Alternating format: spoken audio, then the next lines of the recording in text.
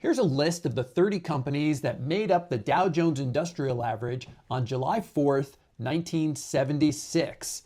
The Dow Jones at that time, 50 years ago, was bouncing around 1,000. Take a look where the Dow Jones Industrial Average is today. We've gone from roughly 1,000 to approximately 50,000 over the last 50 years. Incidentally, that move from around 1,000 to approximately 50,000, on the day we're recording this, we're at 52,000, that move only covers the price. The numbers only get better when you consider that there's been 50 years of dividends piled on top of these crazy returns. But take a look at those 30 names. Every single one of those names 50 years ago, in 1976, they looked permanent. They weren't going anywhere. Those companies were bulletproof. These were some of the biggest companies in the United States 50 years ago. And now, most of them have been dropped from the index. They're gone. And some of these companies are gone completely.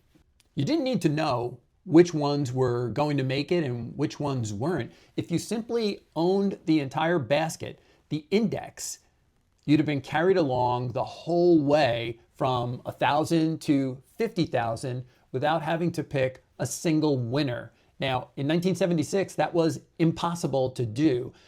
There was no product, no fund or exchange traded fund, no ETF that you could own that would buy the entire index. Our point is, a lot of companies in the index came and went. Along the way, 29 of the 30 companies were dropped from this index. A couple came back. The results, however, came from owning the index. The only company that has been on the list for the entire 50 years, Procter & Gamble. It's the only one. Two other companies were on the list in 1976 and now they're back. So let me explain what happened here. Standard Oil of California in 1976 was a member of the Dow Jones Industrial Average. They renamed themselves into Chevron. And along the way, Chevron also acquired Texaco. So two companies were on the list, came off, came back. So Chevron was dropped in 1999 from the index, but they were added back in 2008. So from 50 years ago, 1976, technically just 3 names have survived. But our point is not that the Dow Jones Industrial Average is a good investment or a good investment for you. We don't know if it'll be a good investment going forward.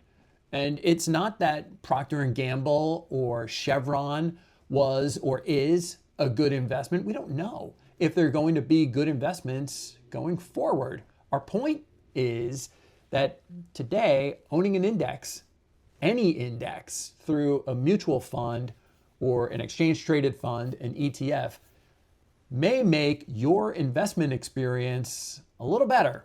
A couple of things come to mind.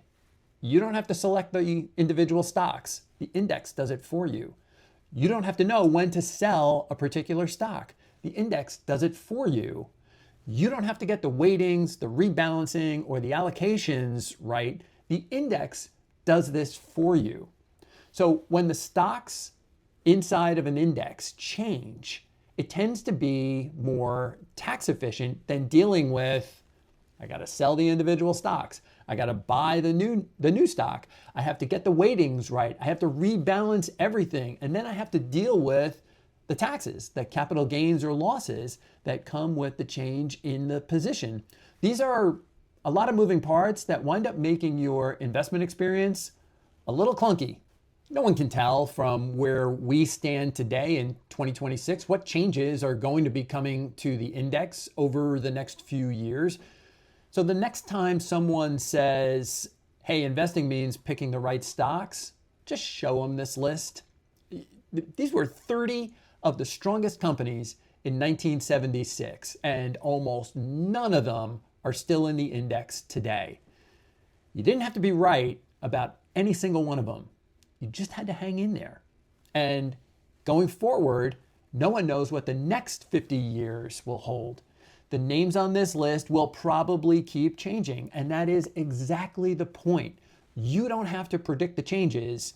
You don't have to pick the survivors. You just have to hang in there when it comes to investing like this. Owning the index means the changes happen for you. They happen quietly, they happen automatically, they happen probably in a more tax efficiently than you could do on your own, and it allows you to just get on with your life.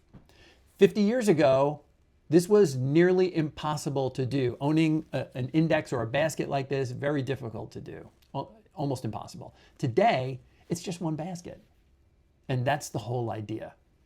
And if you want to hear more about finding a balance in the market that may work for you, watch this video next.